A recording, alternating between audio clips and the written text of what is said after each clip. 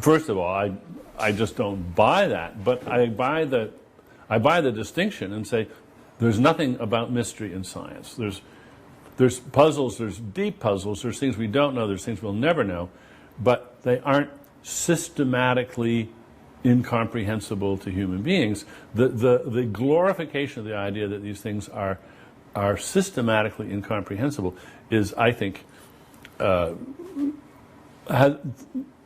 has no place in science. Which is why I think we should be quite happy to revive traditional terms in our discourse, such as obscurantism and obfuscation, is what they really are.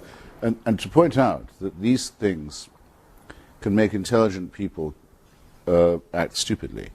John Cornwell, who's just written another attack on yourself, Richard, and who is an old friend of mine, a very brilliant guy, wrote one of the best studies of the Catholic Church and fascism that has been published. He's, in his review of you, he says, Professor Dawkins should just look at the shelves of books there are on the Trinity. The library is full of attempts to solve this problem before he's so... But none of the books in those religious libraries solve it either. The whole point is that it remains insoluble and is used to keep people feeling baffled and inferior. But I want to come back to the thing about mystery in physics, because isn't it possible that our evolved brains, because we evolved in what I call middle world, where we never have to cope with either the very small or the cosmologically very large, we may never actually have an intuitive feel for what's going on in quantum mechanics, but we can still test its predictions. We can still actually do the mathematics and do the physics to actually test the predictions, because anybody can read the dials on a... Right. I think what we can see is that what scientists have constructed over the centuries is a series of tools, mind tools, thinking tools, mathematical tools, and so forth, which enable us to some degree to overcome the limitations of our evolved brains, our Stone Age, if you like, brains. And overcoming those limitations is not always direct. Sometimes you have to give up something. Yes, you'll just never be able to, as you say, to be able to think intuitively about this. But you can know that even though you can't think intuitively about it, there's this laborious process by which you can make progress, and you do have to cede a certain authority to the process, but you can test that, and it can carry you from A to B. In the same way, if you're a quadriplegic, an artificial device can carry you from A to B. Doesn't mean you can walk from A to B, but you can get from A to B. Yes. I mean, the bolder physicists will say, "Oh, who cares about intuition? I mean, just look at the math." That's right.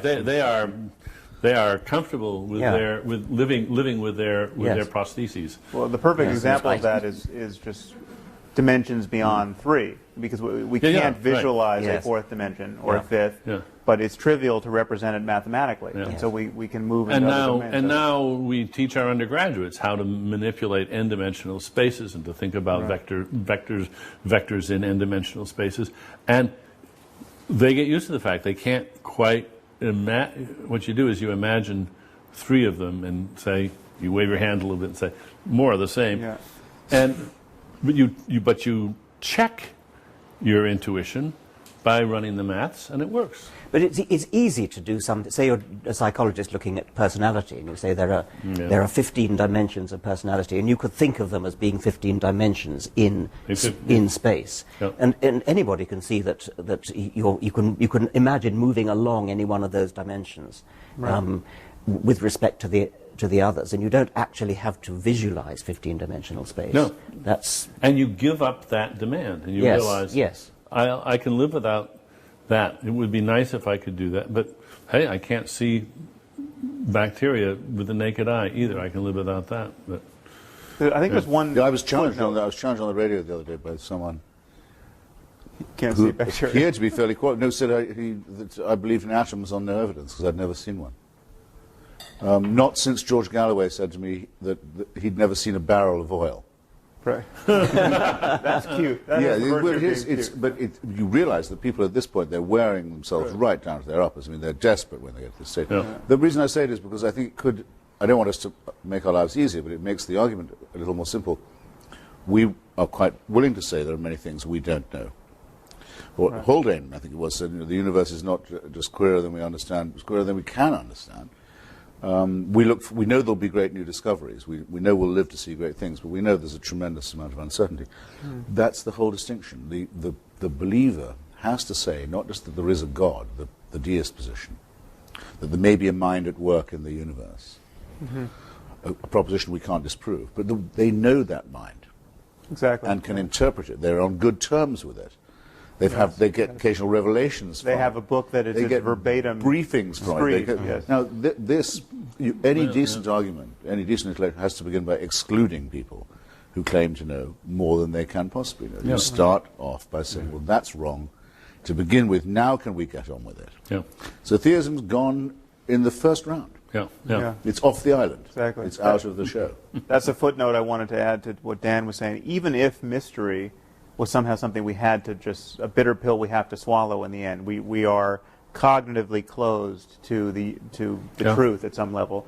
That still doesn't give any scope to theism. Absolutely not, because it's just as close to them as it is to those who aren't. And also they claim perfect transparency of revelation. And also they can't be allowed to forget what they used to say when they were strong enough to get away with it. Exactly. Yeah. Which is, this is really true in every detail. And if you don't believe it, we'll kill you. Yes. Yeah. We'll kill you, and it may take some days to kill you, but we will get the job done. Yes. No, they wouldn't have the power they have now if they hadn't had the power they had then. Right. And this, what you just said, Christopher, actually, I think strikes terror, strikes anxiety in a lot of religious hearts, because it just hasn't been brought home to them that this move of theirs is just off limits. It's just not. It's not the game. It's not. It doesn't. You can't do that. And they've been taught all their lives that you can do that. This is a legitimate way of conducting a discussion. And here suddenly we're just telling them, I'm sorry, that is not a move in this game. In fact, it is a disqualifying move. Right. And precisely the move you can't be respected for making. Yeah, yes. Just adumbrate the move for me a bit, if you would, or for us. Perhaps only for me. Say what you think that move is. Somebody plays the faith card. Yes. They say, look, I am a Christian, and we Christians, we just have to believe this, and that's it. At which point, I guess the polite way of saying it is, well, okay, if that's true, you'll just have to excuse yourself from the discussion because you've declared yourself incompetent to proceed with an open mind. Now, if you really can't defend your view, then sorry, you can't put it forward. We're not going to let you play the faith card. Now, if you want to defend what your holy book says in terms that we can appreciate, fine. But because it says it in the holy book, that just doesn't cut any ice at all. And if you think it does, you're clearly, that is, first of all, that's just arrogant. It is a bullying move, and we're just not going to accept it. And it's a move that they don't accept when done in the name of another faith. Exactly. But now, in which case, could I ask you something, all three of you who are wiser than I on this matter?